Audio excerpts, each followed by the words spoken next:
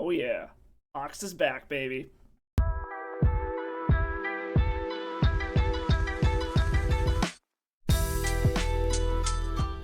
Hello and welcome back. And this week I'm coming at you with a fun one. I got a donation deck list from Art Vandal, a PhD, who asked me to play some Loam Pox, showcasing a new card from Edge of Eternities in the form of Eumidian Hatchery. So, Loam Pox is a Golgari attrition deck looking to strip your opponent of resources and be able to minimize the downside of smallpox on us and turn what should be a symmetrical effect into an effect that hampers our opponent more than us by being able to leverage cards that we don't mind discarding or that we actively want in the graveyard, or finding ways to recur the lands that we are sacrificing to the smallpox or getting benefit from those lands. So what should be a downside for all players turns into only a downside for our opponent and actually an upside for us. So the engine of this deck is Smallpox, your massive lands package, and Life from the Loam. This is a traditional way that you're able to get your lands back and minimize the downside of sacrificing your own lands to Smallpox, because your opponent's eventually going to run out of lands, but you can always loam yours back. So you go down a land temporarily, but you know you're going to be able to get it back from your graveyard with Smallpox. Additionally, due to this new addition in the form of Eumidian Hatchery, we actually benefit from sacrificing our lands. Because what this new card does is it is a land that taps for black mana, you lose one life, and you put a hatchling counter on it. Then, whenever Eumidian Hatchery goes to the graveyard from the battlefield, you get a number of 1/1 flying insect tokens equal to the number of hatchery counters on Eumidian Hatchery. So, it allows us to create an army to go wide around our opponent at the cost of one of our lands. It also has a nice little synergy with the top end and ultimate finisher of our deck in the form of Hogaak Arisen Acropolis. You know what Hogaak did in Modern. I'm not going to go into the details, but the main thing about Hogaak is that you can cast it from your graveyard, and you can't actually spend mana to cast it. So you need to have black or green creatures on the battlefield to be able to convoke for the black and green hybrid cost in it. And wouldn't you know it, the insects from Eumidian Hatchery are black insects. So we can fuel our graveyard by putting the Eumidian Hatchery in the graveyard, get the creatures to convoke to pay for Hogaak, all out of the same thing, and hell, we can even chuck Hogaak into the graveyard from the smallpox that enabled all of this, and you can cast Hogaak from the graveyard. So nice little synergy engine going on there. Rounding out the rest of the deck, you have a massive 26 lands. This is a very land heavy deck and land centric deck. In addition to the 4 of Eumidian Hatcheries, you've got a full playset of Wastelands to be able to waste your opponent out of the game, 2 Ghost Quarters to start going after their basics once you've gotten rid of all of their non-basics, bunch of green and black lands, fetch lands, 1 Beseju as a nice little catch-all utility land, and then a full playset of Urza Saga so that if we have to, we can pivot onto the Construct Beatdown route.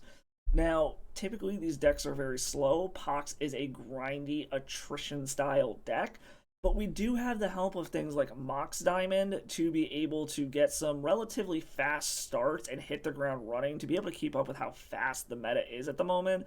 We also have Malevolent Rumble to ramp us and fill our graveyard and find the key pieces that we need to be able to take out our opponent's resources and be able to turn the corner and help fuel a Hogaak.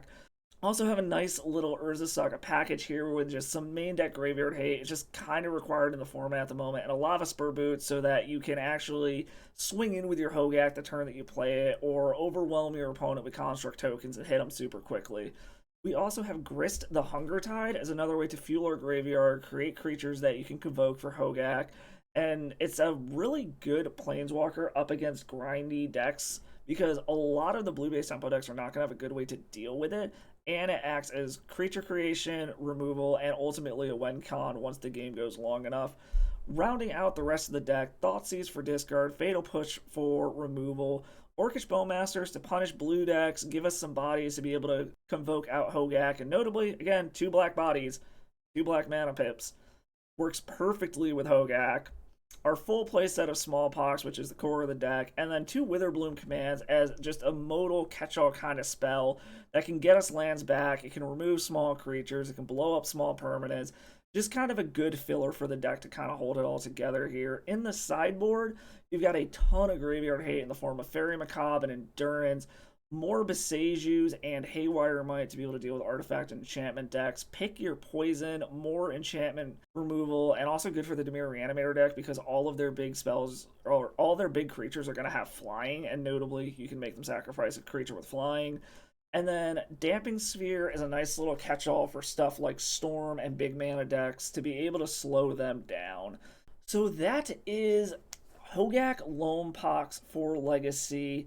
Art wanted me to shout out Reaple Cheap for the original deck list. This isn't their exact list, but we did do a little bit of tuning, a little bit of swapping on it, but Art wanted to make sure that I gave credit to Reaple Cheap for the original deck list that this was based off of and congratulate them on their great results they've been putting up with it.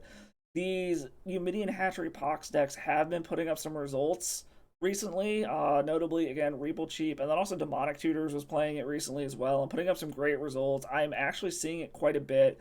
So let's take Loam Pox through a league, see if Eumidian Hatchery is enough to bring it back into the meta, and I will catch you all in the wrap-up.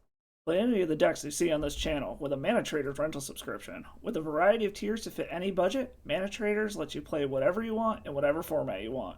Use code DasSourKraut at checkout and become a better player today.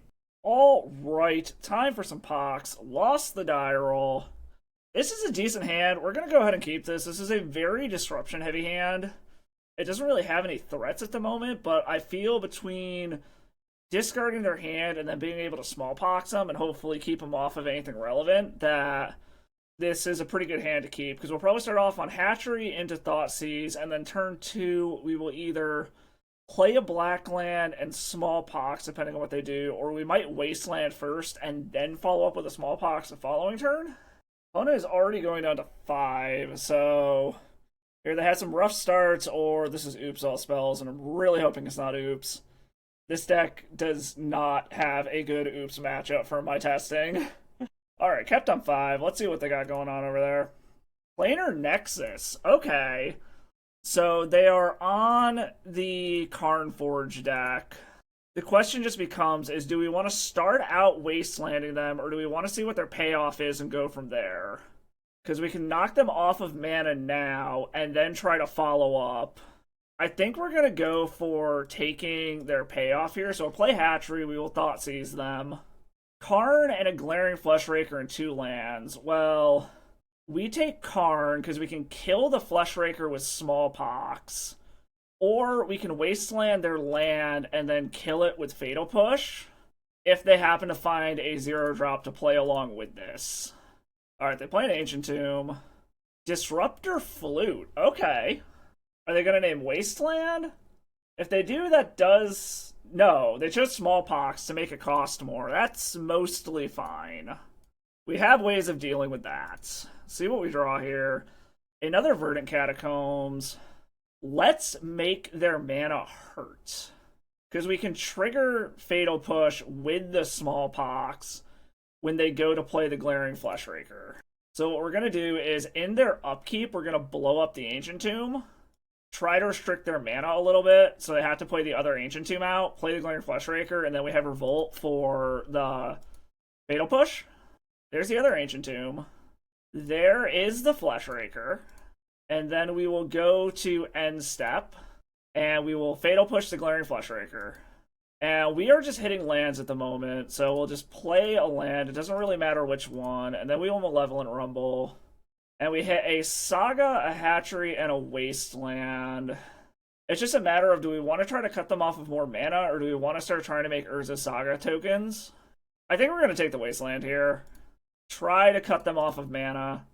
This also gets us closer to being able to cast this Smallpox because of the Eldrazi spawn. So depending on what they do... Alright, they have an Urza's Workshop. That's 4 mana into a Manifold Key. Okay. So I can't fully shut them off of stuff here, but I can at least go ahead and Wasteland this Planar Nexus, shut some of their mana off. So we'll go ahead and do that. We'll hit the Planar Nexus, make their mana hurt, and then we'll pass the turn.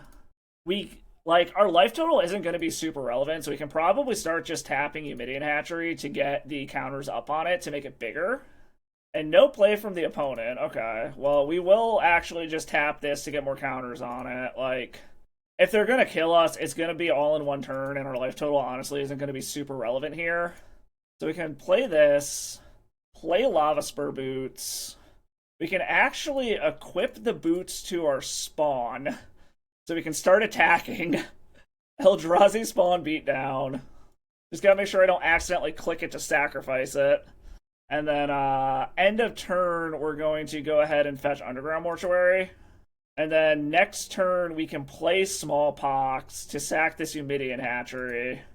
They hit a Lotus Petal. They still don't have a follow-up. That's good for us. So we will go fetch, grab Underground Mortuary to set our next draw up. Ghost Quarter. That is actually interesting. They probably don't have much in the way of basics, so I think we're going to keep that. We will play a swamp this turn. We will get in, get our damage in, and then we will go ahead and Smallpox. And we'll just chuck the Verdant. They get rid of City of Traders. We will get rid of our Eumidian Hatchery, get 6 tokens.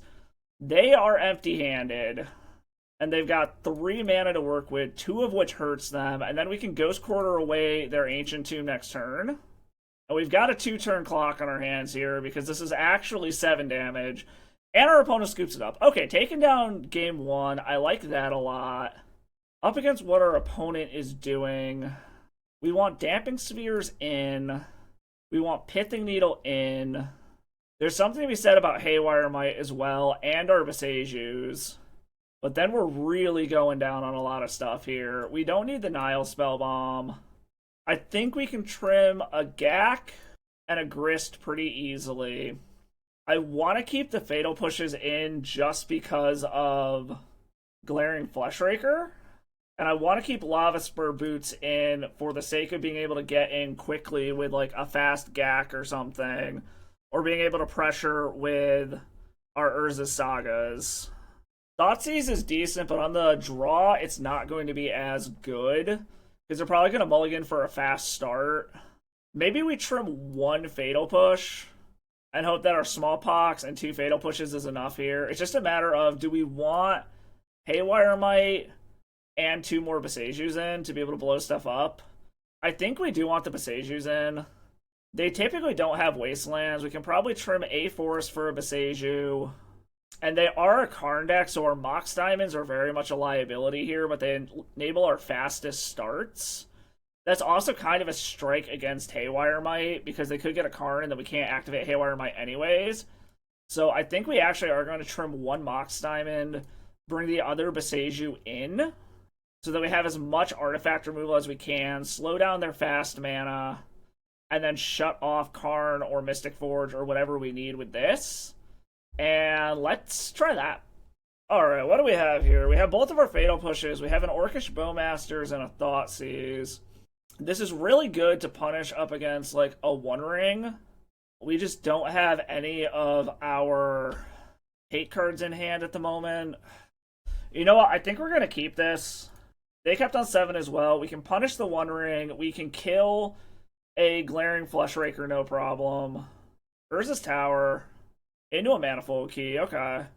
Into a Lotus Petal. And pass the turn, okay. So we are going to be able to Thoughtseize them, see what they kept over there. We're going to start off with the Hatchery, Thoughtseize, see what your payoff is. A Kozilek's Command, some lands, and a Manifold Key. I think we're going to take their payoff spell here and hope that they just draw a bunch of mana and nothing to do with it. Like, they're going to have all the mana in the world. We're not cutting them off of that anytime soon. But hopefully they just draw a bunch of air. The Basalt Monolith. Okay, so they literally have unlimited mana at this point. Plays the Manifold Key, but they are playing off the top of their deck now.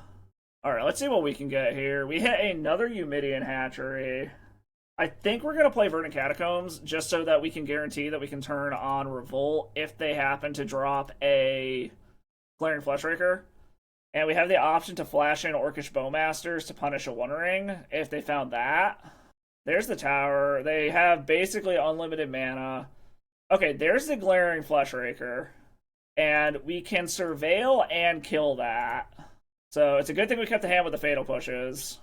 We will grab an Underground Mortuary, set up our next turn. I would love to see Damping Sphere. Orcish Bowmaster's number 2? That does punish a One Ring really heavily. I think we will keep that. And then let's kill the Flushraker. Then we're going to go ahead and play Bayou, and we will pass. Hope that they don't hit anything too crazy off the top here. City of Traders. Okay.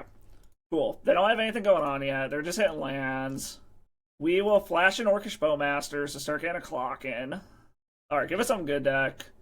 Another Eumidian Hatchery is not exactly what we're looking for here. We're going to go ahead and get in. Pass the turn. Again, hold up Bowmasters.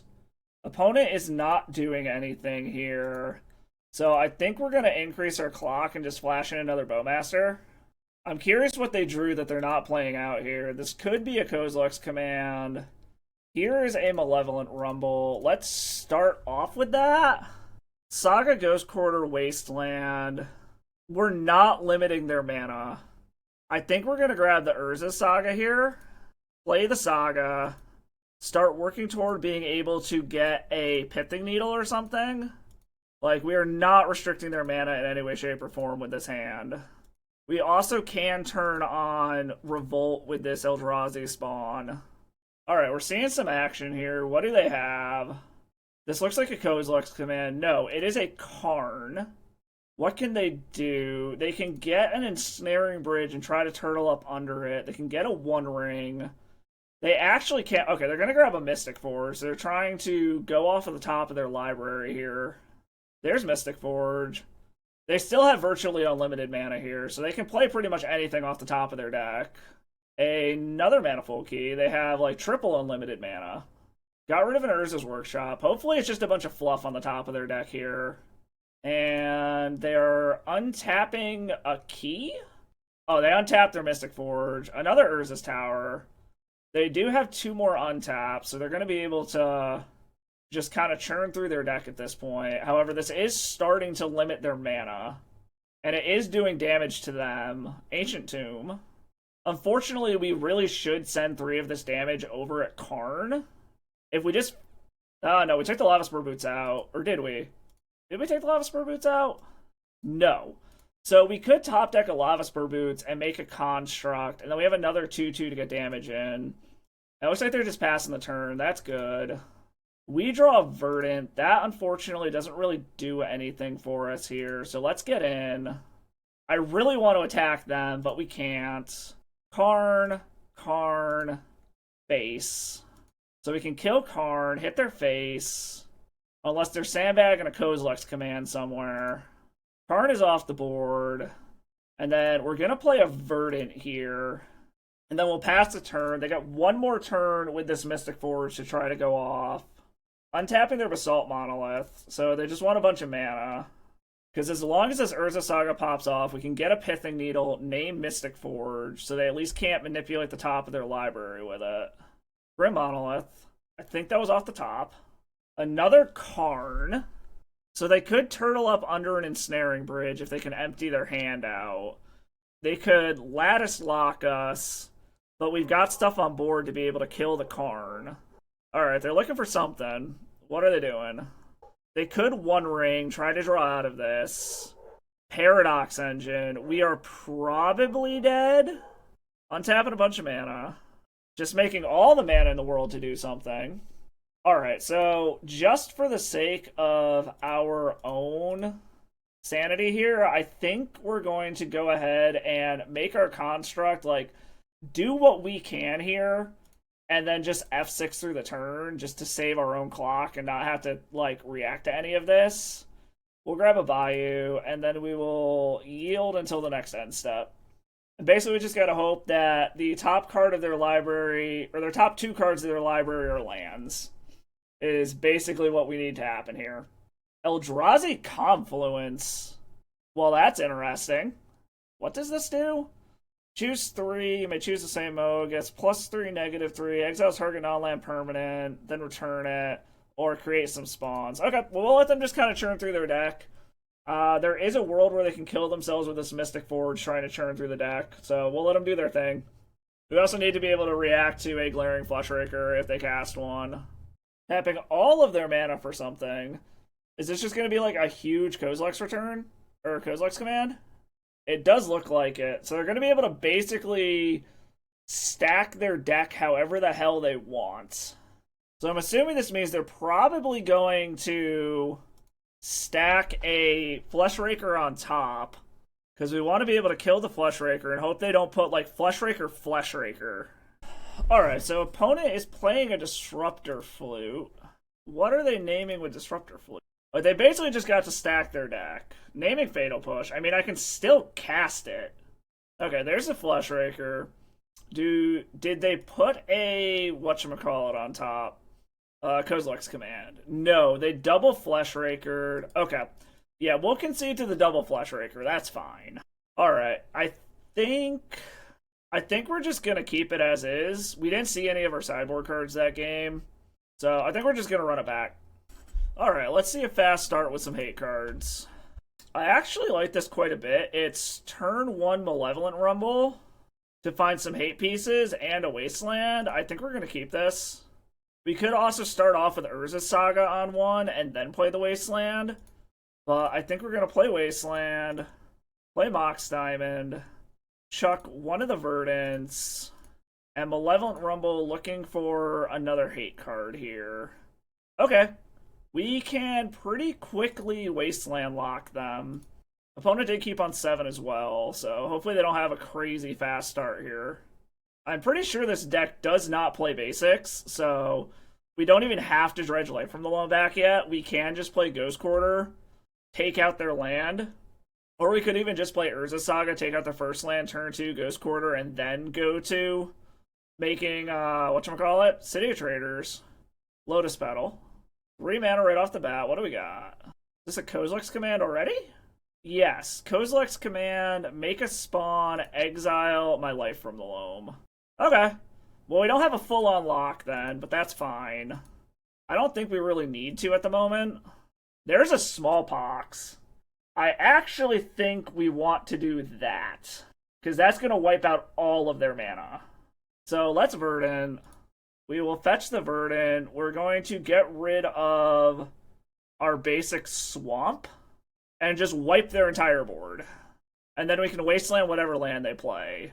And then we still have Ghost Quarter, and then we can slam Urza's Saga and start working toward that. The question is what do we want to get rid of? We have our colors here.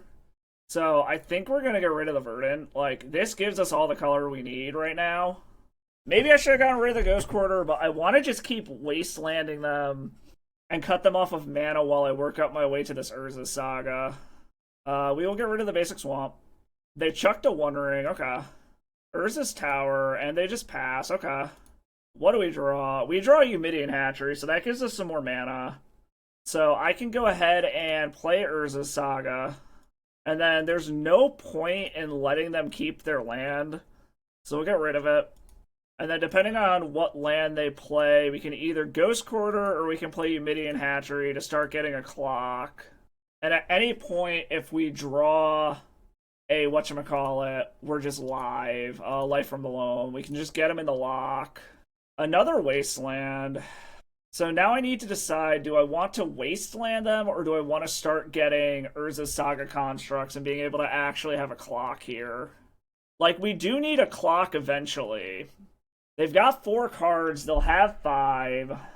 I think we need to get a clock down. Let's see if we can get them to commit a little bit more to the board here. This is a risk. I could just keep Wastelanding them, but we need to get a clock down to be able to do something. Ancient Tomb also hurts them a lot. Double Ancient Tomb really hurts them. Into a Karn. Okay, well, we will make our dude. And then this should be able to kill Karn next turn.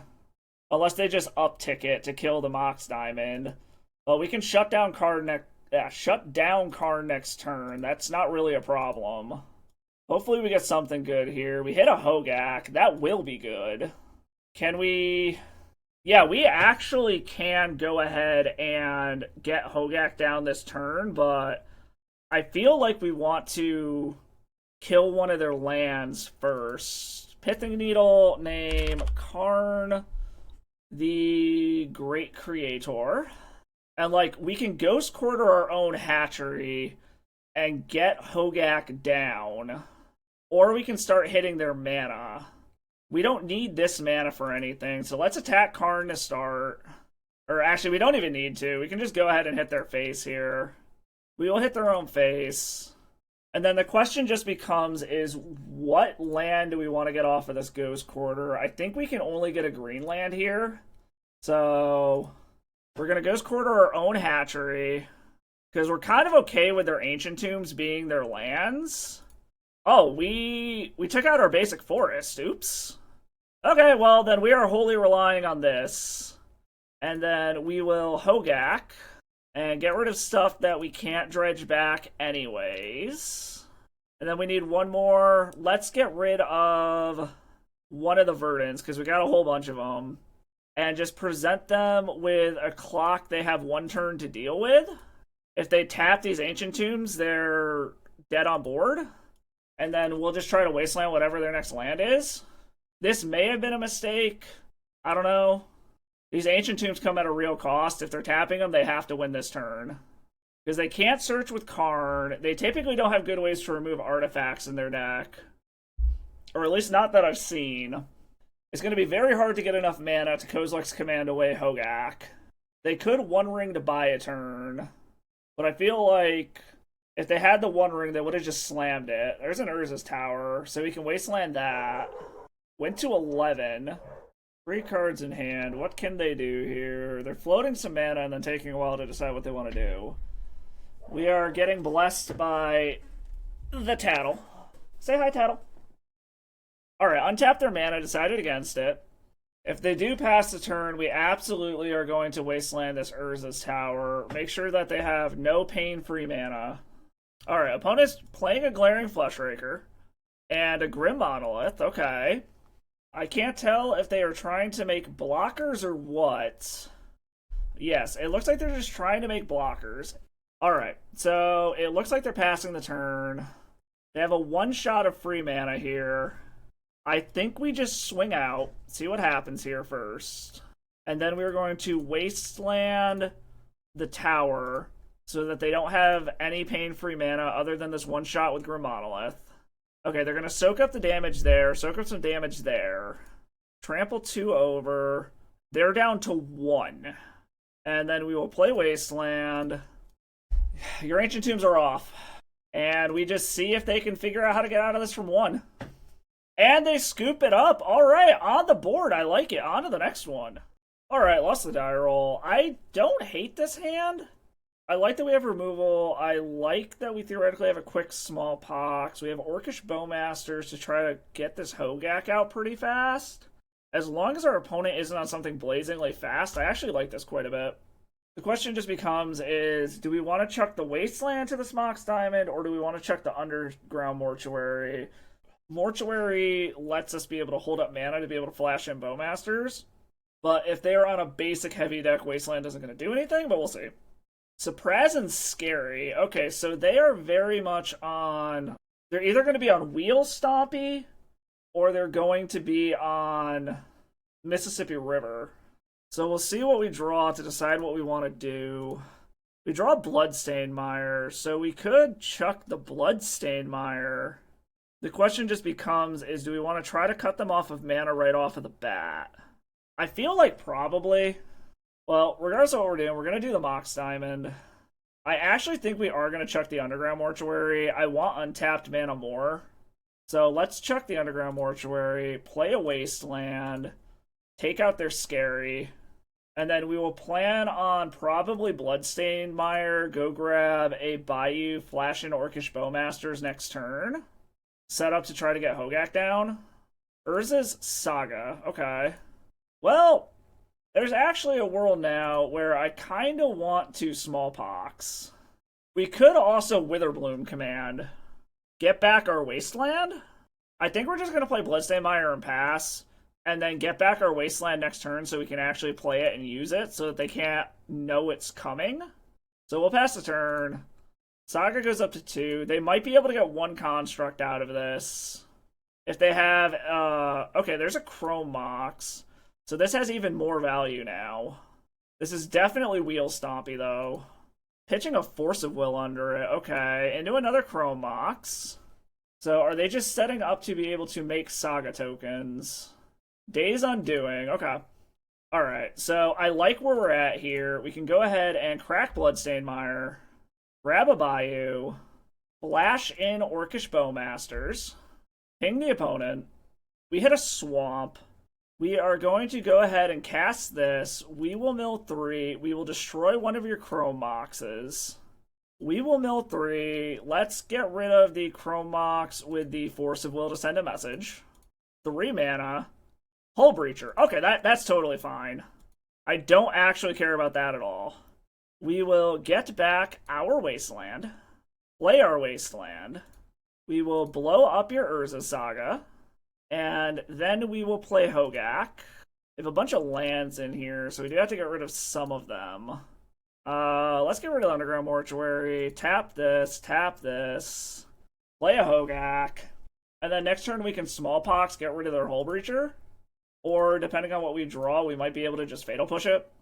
And the opponent scoops it up. Okay, historically, when I play against this, I run into G-Hash, who's a master of this deck, and I always feel like I can never win against it.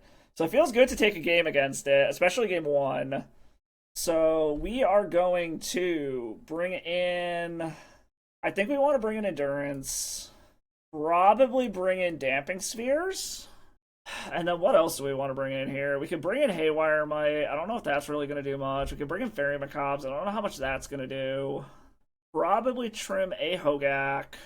Like, I don't want to fully get rid of Fatal Push because they do have Hull Breachers, but it's probably honestly not great here. And by the time they get a Hull Breacher down, there's probably a good chance that we can flash in an Orcish Bowmasters to punish the draw and kill the Hull Breacher, but we'll see. Maybe we don't need the Endurances. Like, if they're going to wheel, they're going to wheel. I think we actually don't need the Endurances now that I think about it. Like, if they're playing the deck well, they're never going to be in a position where they pass priority with a Echo of Eons in the graveyard. We actually probably don't need those. I want to keep the Grist. Control decks tend to have issues dealing with Planeswalkers. I feel like Lava Spur Boots is probably what we want to take out here, but this also allows us to pressure extremely quickly. There's also a world we want to bring in Haywire Might to be able to shut off their Planeswalkers. I think we are going to take out Lava Spur Boots. Yeah, I think we're going to try this. If we go to a game 3, we can adjust our sideboard, but I think we're just going to do this. What do we have here? I can Wasteland lock them pretty quickly. Is that good enough, though, is the question. I mean, we have a bunch of land drops. We can get them into a Wasteland lock pretty quickly, but they have a lot of fast mana. I think we're going to try to do better than this. If we had colored mana, we could keep this, but we gotta ship it. Okay, this we can keep. Let's put back... I think we want to put back Saga and Swamp for now. Turn 1, Thoughtseize. Turn 2, Damping Sphere. And hope that we can get there from there. Alright, we got a Saga. We could also just take out this Saga right now if we wanted to, depending on what we draw. We draw Verdant, so we can either take out Saga, or we can Thoughtseize them. I think we're just going to take out Saga. Just restart the game here. They might have been trying a Saga game with, like, a Soul Land after that. And then next turn we can Bayou, Thoughtseize, and then we can either start doing Life from the Loam stuff or try to Damping Sphere. Well, there's another Saga.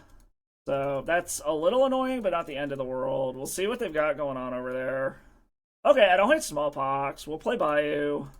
Thoughtseize the opponent. See what they're working with over there. Harbinger, Days Undoing, Lotus Petal, Murktide Regent. So, unfortunately, it has to be Harbinger. We just don't have a way to deal with that. And they don't have a punish for the wheel. So yeah, we just take Harbinger. Their hand is not set up to really be affected by Damping Sphere very much. So I'm not super worried about that at the moment. They could just play out land, petal, plan on making a Saga Construct. Or they could Days Undoing to screw up our hand and give them a fresh 7, but it looks like that's not what they're doing. We hit a Mox Diamond. That will be very good with Life from the Loam in a minute. We could also just Life from the Loam now. Or we can play Damping Sphere. I think we want a Life from the Loam now, actually. Because we will grab a swamp. And then we will Life from the Loam back, Wasteland, Verdant Catacombs. Tap the wrong mana. Oops. Get these back. Then we can play a Mox Diamond. Pitch Verdant. Pass the turn. Feels a little bad taking a turn off, but they're only going to be able to get one construct off of this Urza's Saga. They get a basic. That's fine. Urza's Saga is going to go away, so they aren't getting any constructs off of it. They might be trying to get down a Murktide Regent here.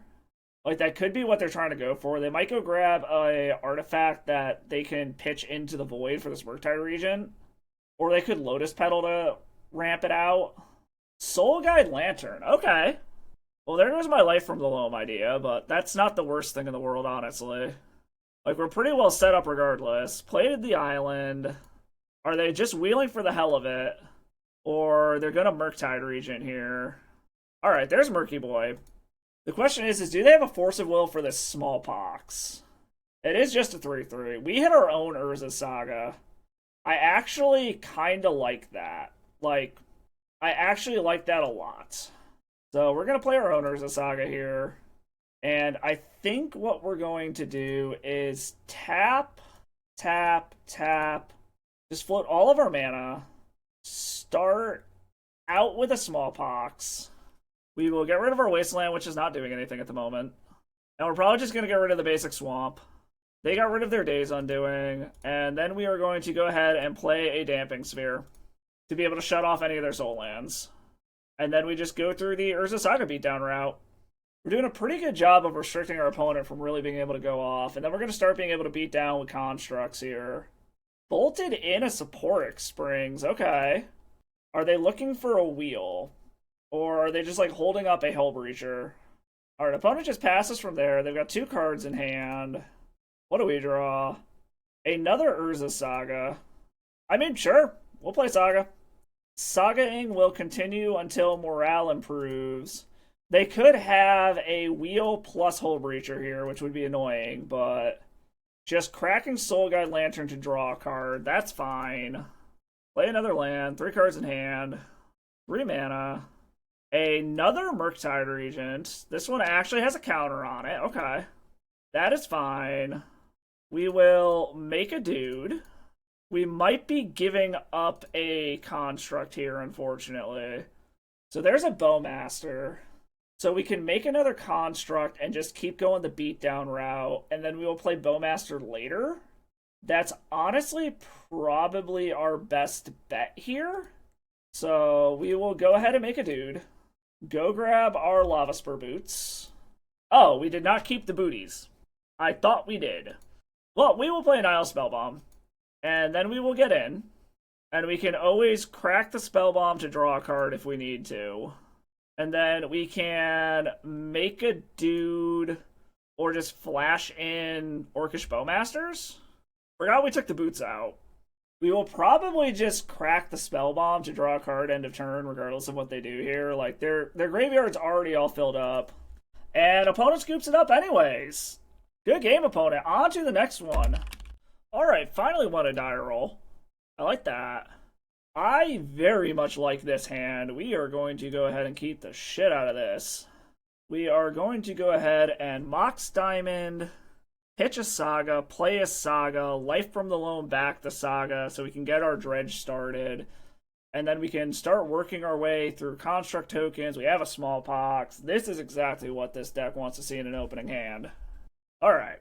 Start out with a Mox Diamond. Pitch an Urza Saga. Play an Urza Saga.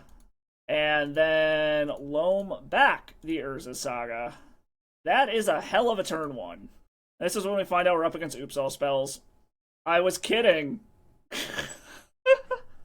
I was kidding when I said this is when we find out we're up against Oops All Spells. No! Oh, okay. Well, I mean, what are you gonna do? Alright, well, we'll see what they got in their deck. See if there's anything interesting here. Alright, let's pop out this graveyard real quick. See if there's anything unique. Poxwalkers, they've got some extra green in the deck. They have Memory's Journey. They have packs. Okay, yeah. I mean, it is what it is.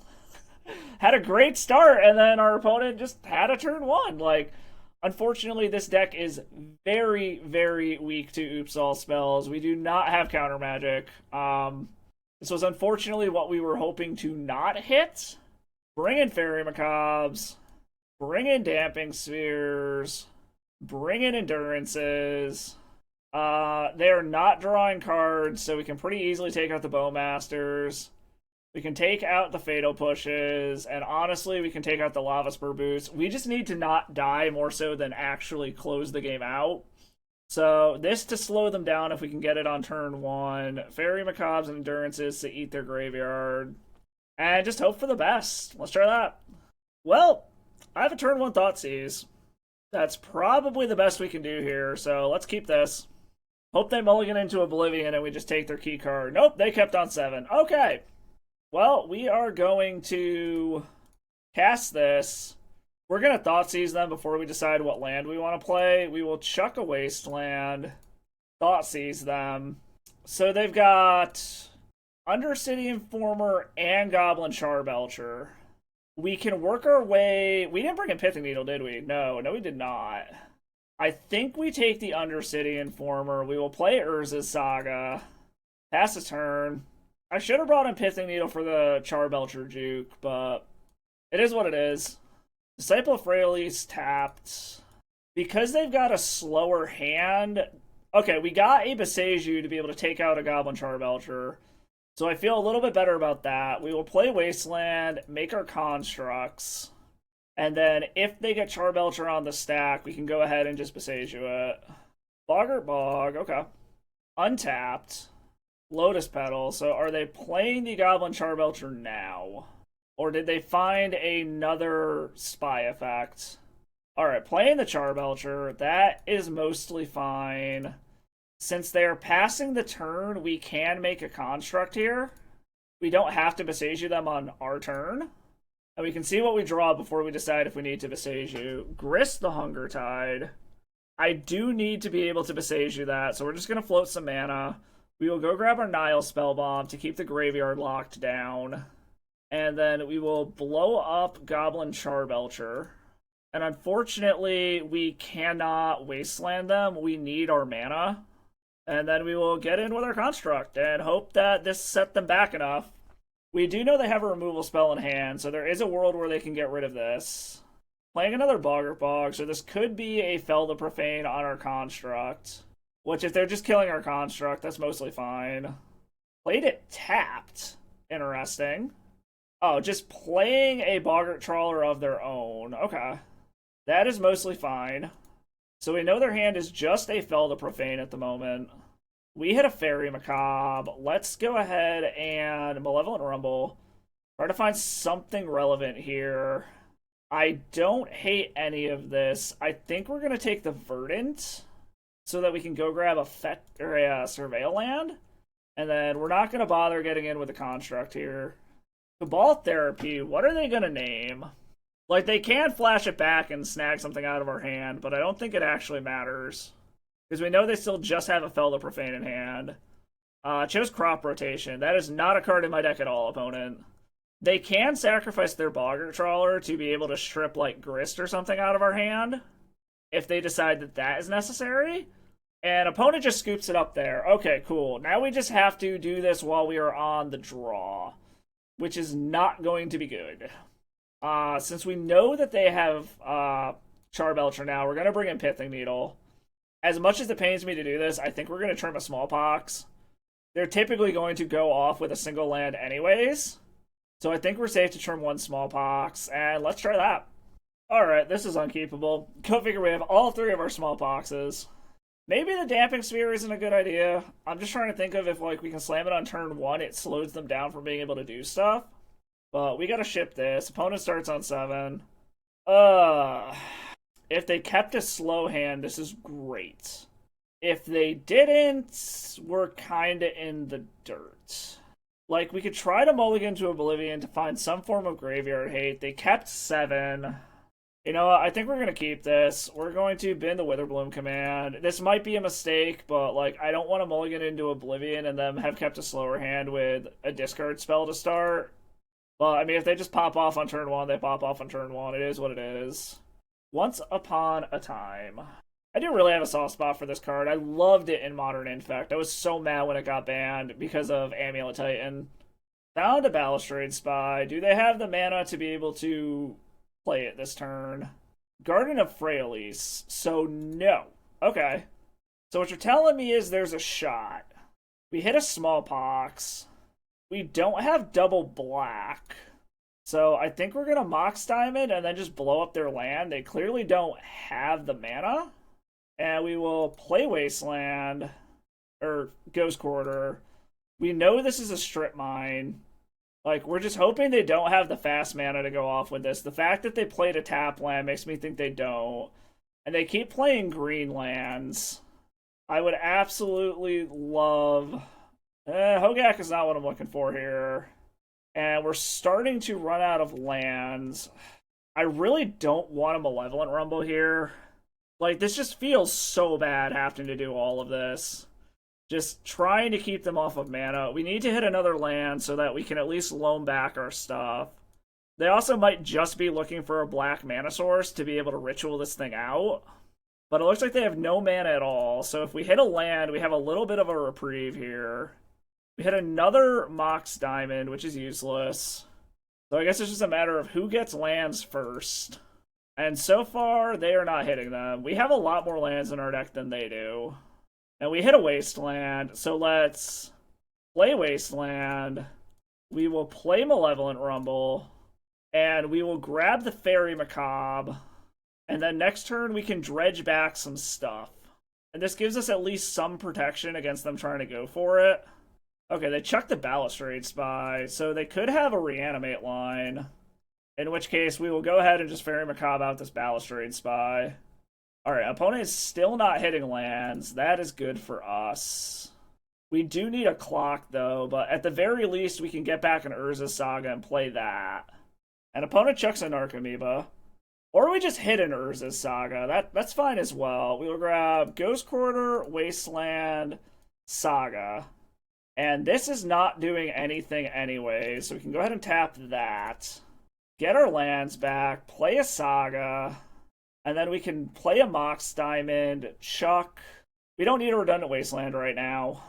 The biggest worry is if they manage to ritual out and activate a Charbelcher before we can get our Pithing Needle off of this Urza Saga. And we are seeing kind of what happened to me when I played Oops All Spells last time, is the deck can just lose to itself. There is a lot of air in the deck outside of the actual combo, because a lot of your deck wants to be in the graveyard and does nothing for you in your hand.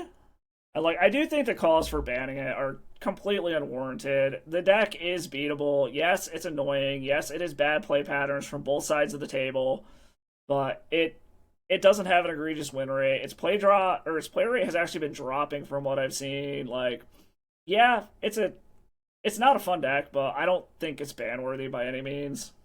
I also do not think we need to dredge life from the Loam at the moment. I think we're just going to take a natural draw.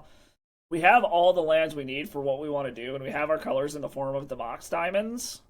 So I'd rather take a natural draw to try to find some kind of interaction.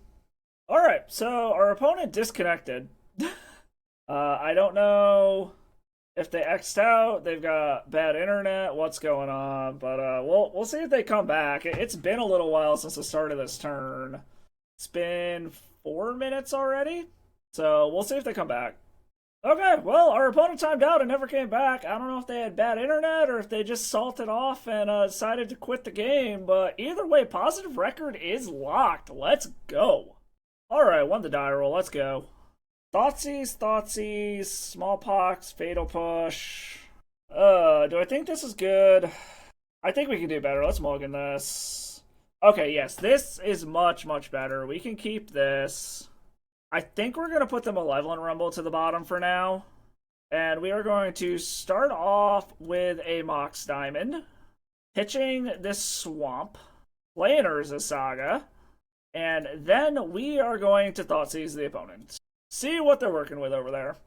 Ooh. Force of Will pitching Force of Will. Okay.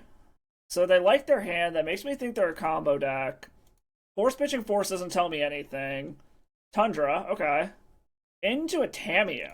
Okay. That's mostly fine. A Life from the Loam. I like that quite a bit. We will play a Hatchery, pass the turn. If they cast a cantrip, we'll flash in Bowmasters. If they don't do anything, we'll just make a construct token. Island from the opponent. Okay.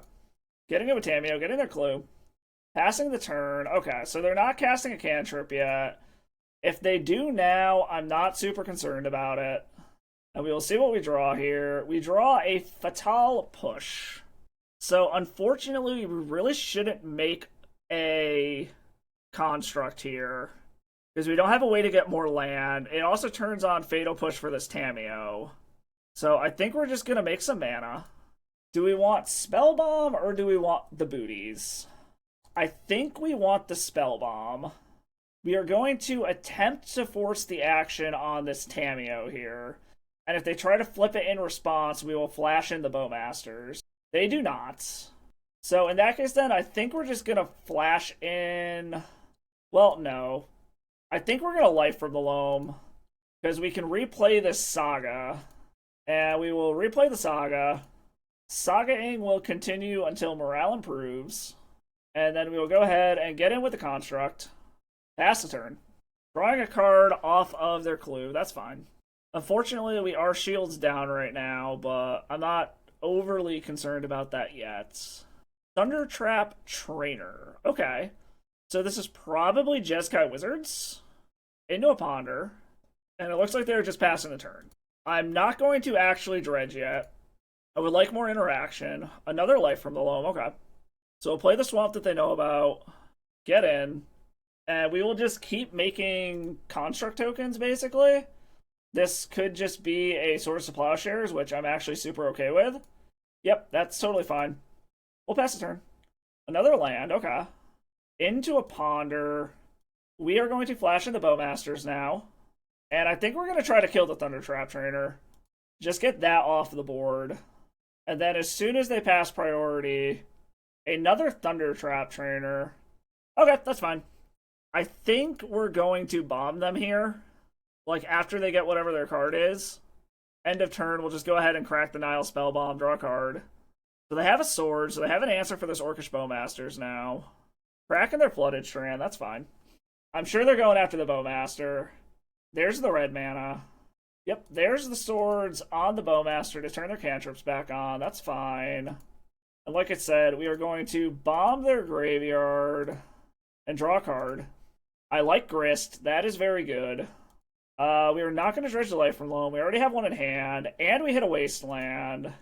Let's go ahead and float some mana off of this. We can grab the booties, or we can grab a Mox Diamond. Mox Diamond doesn't let us Loam, and... Actually, hold on. We will have 5 mana, so we can Life from the Loam back our land, play it, then play Grist. Yeah, let's take the Mox Diamond, pitch the Wasteland, cast Grist, tick up Grist. If we hit any other lands we want, we hit a Malevolent Rumble. Let's get in, grab Wasteland, Urza's Saga, cast Life from the Loam, and I think this turn we're actually going to go ahead and take out their Plateau, get rid of their red mana so they can't 4th Aerlingus, and then we'll go ahead and get in with the Orc Army, and pass the turn. Another Scalding Tarn, so they still have access to red mana. I think we are going to go ahead and dredge Life from the Loam this time, because we are getting to the point where we could Wasteland our own Eumidian Hatchery and play a Grist if we hit it, or a Hogaak. So I think we are going to go ahead and dredge one of these Life from the Loams. Alright, cracking their Scalding Tarn. Grabbing a basic mountain, okay. Is this a 4th Aerlingus? Yes, a 4th for 2. So Grist is probably going to go away. 1 at Grist, 2 at Grist. And then are they getting in with the Thundertrap Trainer? Okay, they're just getting 3 in at Grist. They're not trying to hit me. So we are going to go ahead and block with this Insect token then. Let Grist survive at 1. And they don't get the Monarch because they didn't attack with the other one. With that being said, we will dredge Life from the Loam. We do hit a Hogaak. We will plus Grist, lose a Malevolent Rumble, play an Urza's Saga, Cast Grist. Get rid of stuff that we can't loam back anyways. Did not want to take that loam. Cast the Hogaak. Get rid of Rumble, Spellbomb, Fatal Push, Thoughtseize. And then we will loam back all 3 lands. And we already played our land for turn. Apparently I overpaid for that. I didn't realize I did. And we will pass the turn. They've only got 3 cards, but they have a bunch of cantrips. They can do a bunch of wonky stuff here. As I said, cantrips, ponder. I want to say they've been through 2 of their Swords to Plowshares already? Yes. And they can kill Grist, but they lost their chance to get the Monarch already, so I'm okay with that. Did not shuffle off with a ponder. Another land. They typically only have 1/4 Aerolingus, but they could have a Mystic Sanctuary to get it back later in the game. And going to combat. Okay, they're putting both at Grist. I'm trying to think if there's a way that they can kill this Hogaak. Since they're both just going at Grist, I really don't think there's a point. So we'll just let Grist go. They could follow this up with a sweeper, but we can just kill our own hatchery here, get Hogaak back. Like, if they cast a Supreme Verdict, I'm actually super okay with that. They had the mana for it. 3 mana. Flame of Anor. They're going to draw 2. They're going to kill my Orc army. That's fine. And we're not seeing a Swords to Plowshares on the Hogaak yet, which is fine. We can go ahead and Dredge Life from the Loam. Get an active here. I think before we do anything, we'll just attack. We will not attack with the Insect Token. We will attack with just Grist for now. Going to block with the Thunder Trap Trainer to eat 2 of the damage. That's fine. We will play a Wasteland. Take out their Tundra. Play Loam. Get back our 2 Wastelands. Pass the turn. We'll make a Construct in their end step. And then we can make another Construct and get the booties. And opponent scoops it up. Okay, taking down game 1. I like it. So yeah, it's actually possibly just Jeskai control. So what do we even care about up against Jeskai control? They probably have Planeswalkers. We want to bring the Pithing Needle in. We could probably use some extra bodies. And they might have, like, a Rest in Peace effect, so maybe we want Haywire Might. I don't think Witherbloom commands are going to be super relevant this game. Probably trim 1 Hogaak. Maybe we don't need 2 Endurances. It's mostly just going to be an ambush blocker anyways. Maybe we don't need the Endurances at all, and we can, like, bring in a Shadow Spear or something. Or we could bring in another Boseiju to be able to take out any problematic enchantments. Yeah, maybe we don't need the Endurances, actually. Let's bring in an extra Boseiju to be able to take out problematic enchantments and stuff, and let's try that. Alright, what do we have here? We have Thoughtseize, we have Life from the Loam, we have Smallpox. I think we're going to keep this. Especially with the opponent mulliganing quite a bit. Hopefully a turn 1 Thoughtseize is going to do some work. Basic Island into a Tamiyo. We could just try to kill that, which we might honestly do. Yeah, I think we're just going to kill the Tamiyo. If they have Force of Will, it gets 2 cards out of their hand. We have to grab a Bayou. I don't think the opponent has Dazes, but I could be wrong. Alright, Tamiyo's gone. That's good. And we will ship the turn. Next turn we will play Urza's Saga and probably Thoughtseize Lava Spur Boots. Ponder from the opponent. Okay. Did not shuffle. Okay. Let's see what we draw here. We draw another Urza's Saga, so let's play an Urza's Saga. We will Thoughtseize. Force of Will, Swords to Plowshares. I think we'll take the Swords. Strand the Force of Will in hand for now. Play the Lava Spur Boots. They play their island into a Thunder Trap Trainer. So, Force of Will and a Flame of Anor. Okay. So they can cast Flame of Anor. Or we just draw a Thoughtseize. Let's see if they want to Force of Will this. This can either be a him... No, they do not. Okay. So that's totally fine. We will fetch with the Verdant. Go grab another Bayou. And then we will Thoughtseize their Flame of Anor out of their hand. Leave them with just Force of Will yet again. We only get 1 construct off of this, but at least it lives. Hit a land, that's fine. We could also say screw it and Smallpox, but I think we're better off making a construct and starting to go beatdown route. I don't think we need to dredge the Life from the Loam yet. We'll just take a natural draw. We drew another Hogaak. We can always dredge next turn. We I'm debating if I want to grab the Haywire. My Mox Diamond is the same as just playing Urza's Saga, but I don't get constructs out of it. We could Pithing Needle, shut off their Prismatic Vista. That's actually not a bad idea. So let's do that. Let's shut off their Prismatic Vista, make it so they can't easily find white mana. Play another Urza's Saga. Equip the booties. Start swinging for 4. And I think because we're just going to keep making constructs, we're just going to take natural draws. There's a Ponder. Did not shuffle off of the Ponder, so they found something they wanted. And looks like they're... Are they gonna... No, they're not bothering to attack. Okay. We will not dredge. I love Eumidian Hatchery. That is fantastic. So we will play the Hatchery, and we will get in. They're just taking it. Okay. And then we'll pass the turn with the plan of making a Saga construct. We do need to be a little careful with our life total here. We did kind of hit ourselves a lot with the stuff that we were doing. So I think we're going to hold off on ticking up the Hatchery as of right now. Actually, we might. It's 1 damage. We have a blocker. They typically hit with small creatures or a single large 4th Aerolingus, which they would need to find white mana, and they could only do one for 2.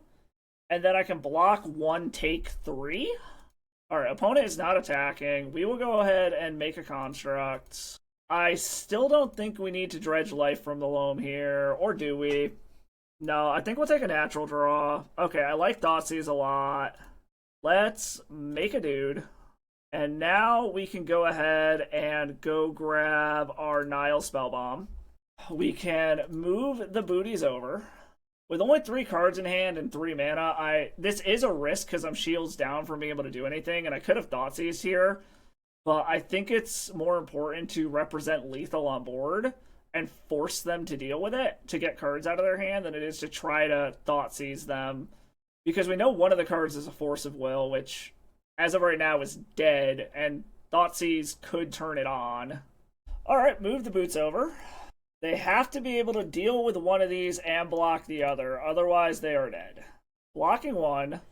We could get a mild blowout. Okay, so this is what I was saying. We could get a mild blowout with a Flame of Anor, but not entirely.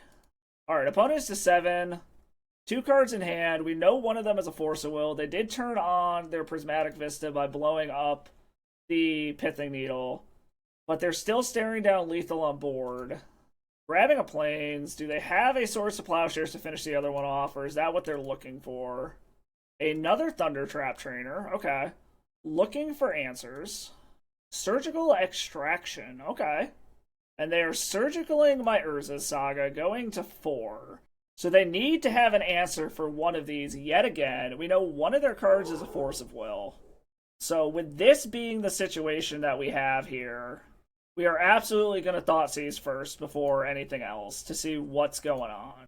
And yet again, I don't think we're going to bother dredging life from the Loam. We have everything we want in hand at this point. So we draw a Verdant. We are going to Thoughtseize the opponent, see what they got going on over there. Force whatever the last card out of their hand is that isn't Force of Will. Okay, they do have a Swords to Plowshares. And it's just their Force of Will. They are empty-handed. We can play a land, move the booties over, force them to block, and then they are at the mercy of their top of their deck, and we have a redraw? So what is the top card of your deck, opponent? Is it something that gets you back in this? A Tameo. That could. We are going to go ahead and fetch our Underground Mortuary. Another Eumidian Hatchery. I don't think we need that at the moment. We will take a natural draw. Another Mox Diamond. Okay. Well, we will keep pressuring them. They got to keep jump blocking. And then we will pass the turn. And they scoop it up. All right. Taking down Jeskai Wizards. On to the final round. All right.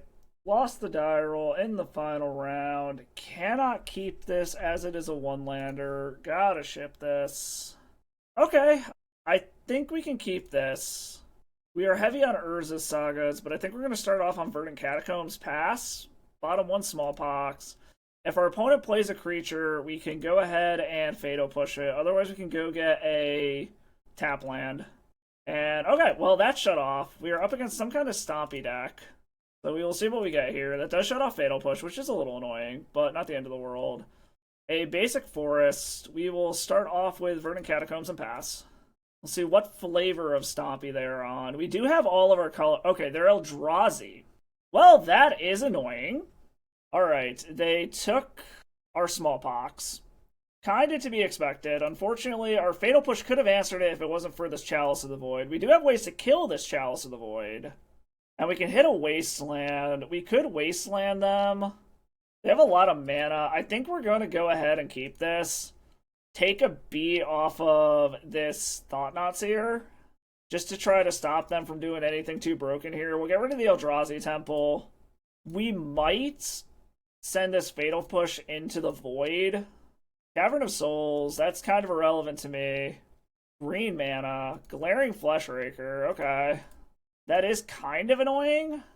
And they know about this Bowmaster, so it's not like we can truly ambush them. We hit a Mox Diamond. I actually don't hate that. Let's play Urza's Saga. Play Urza's Saga. Play Mox Diamond, chucking the Forest, and pass the turn. And then we'll go ahead and just throw this Bowmasters in. If they attack with the Fleshraker, that allows us to kill it.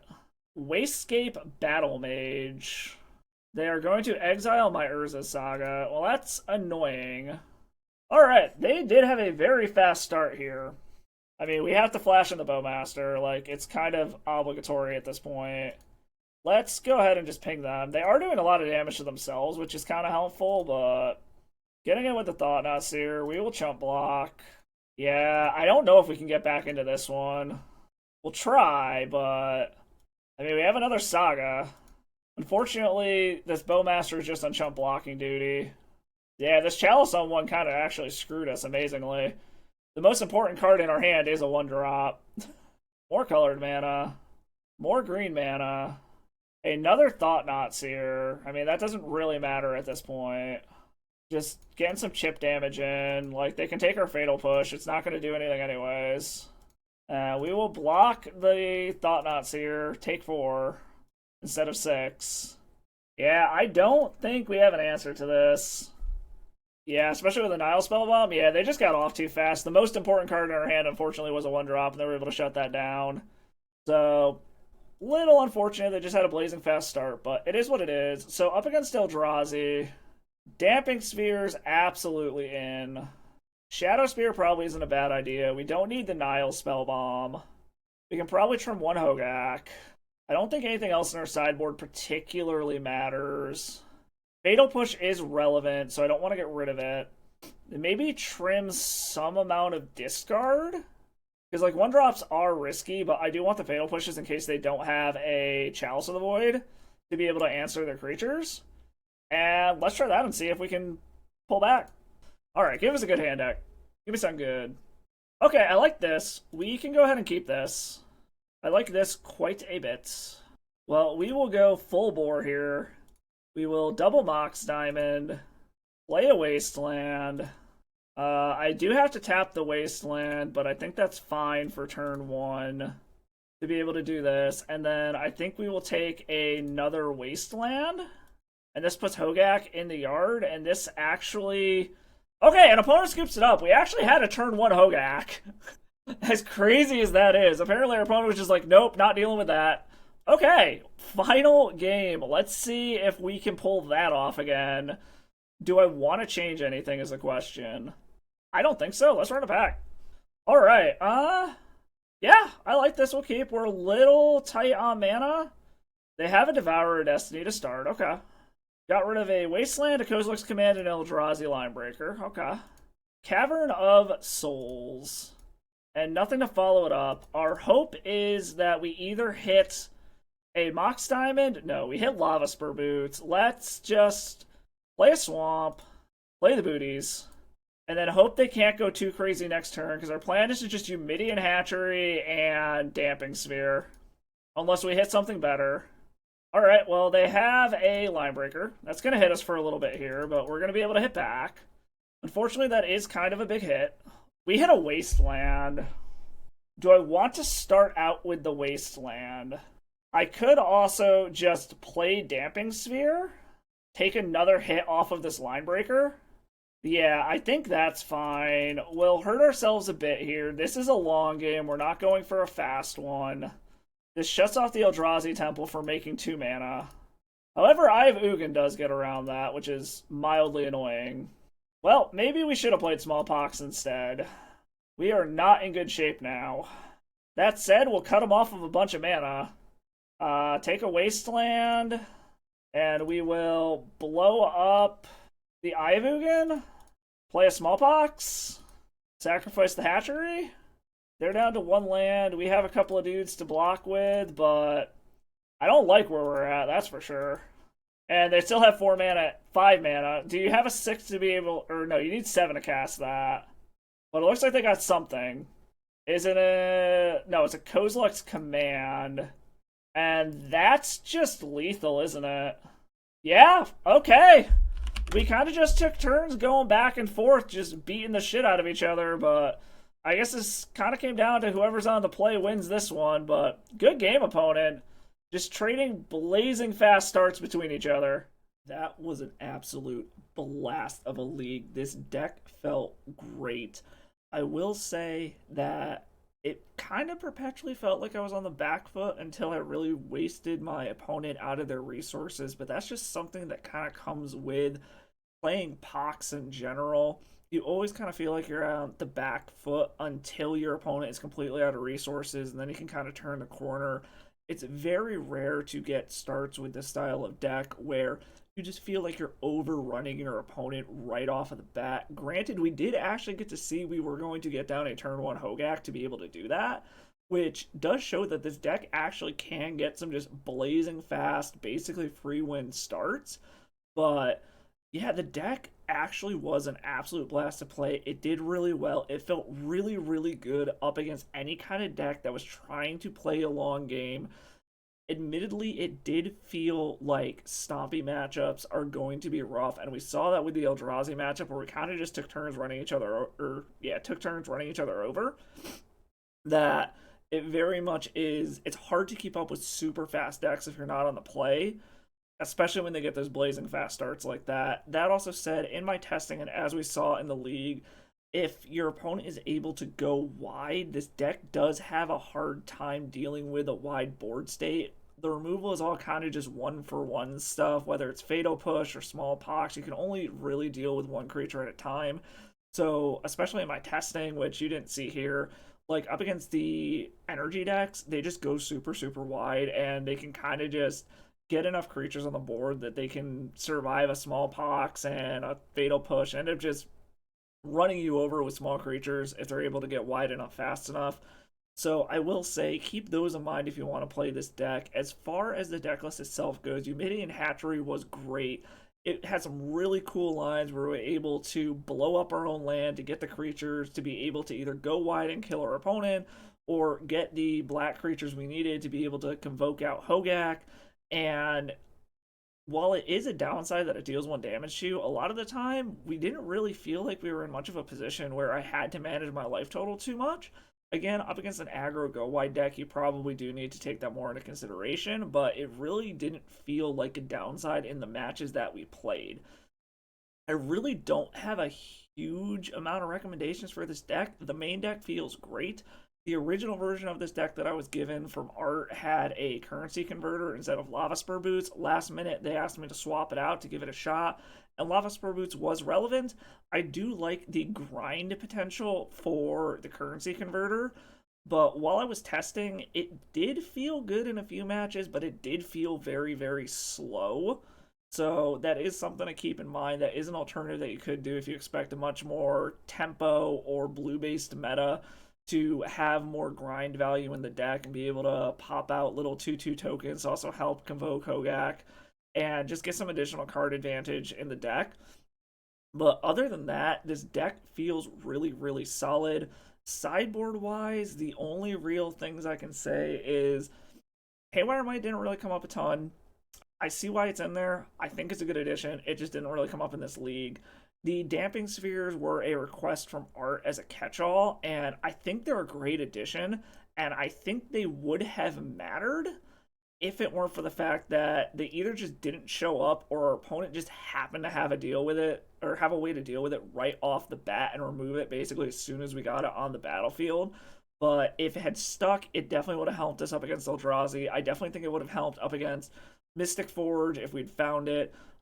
Definitely something to do against Storm. Otherwise, you don't really have a ton of interaction with them. I'm on the fence about Fairy Macabre as a graveyard option. The way the meta is currently between Oops All spells and the Dimir Reanimator deck, they're both graveyard based decks, but they use the graveyard differently.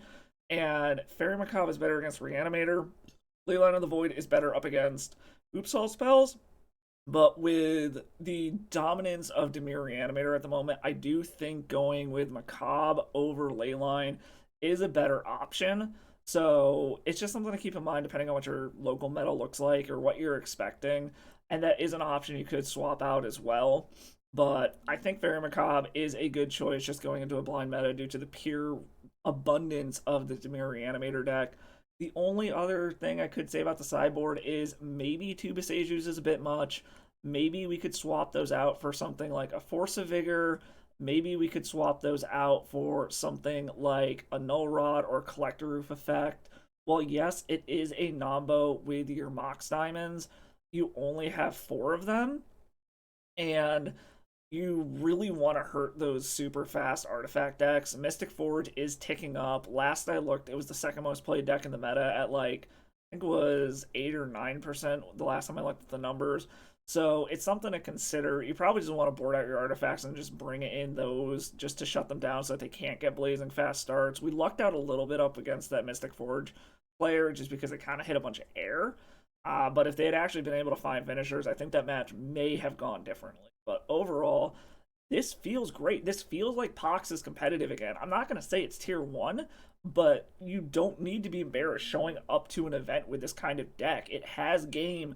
It's clearly powerful enough, and especially if you're expecting a lot of blue-based strategies, this is exactly what you want to bring to the table. So I'm going to give this a thumbs up. It was a ton of fun to play. It felt really powerful. The deck list feels great, and we're seeing a couple of people putting up decent results with these POX-style decks, testing out Eumidian Hatchery, and especially the versions that have Hogaak as a finisher, because we can see how easy it is to get it out. So thank you, Art, for the donation. This deck was a blast to play. Highly recommend it. I definitely want to come back and visit this again in the future. But that is all for today. Thank you all for watching. I hope you had as much fun watching as I did playing. I will catch you all in the next video. And as always, stay salty. Thank you for watching the video. I hope you like what you saw. If you did, do me a favor, hit that like and sub button below. There are free ways to support the channel. And drop a comment, let me know what you like. Any kind of feedback you got, your opinions on my gameplay, the decks that I play, any of that kind of stuff. If you really like what you see, go ahead and drop by the Patreon. Become a patron, get to read some of my tournament reports and some stuff going on outside of just Magic in my life that I'm going to start putting over there as kind of my own personal blog. Also, you can do donation deck lists over there, just the price of a league if you have a specific deck you want to see, or you have an idea you want me to brew around, something like that, go ahead and do that. Nothing is required. It's always appreciated, though.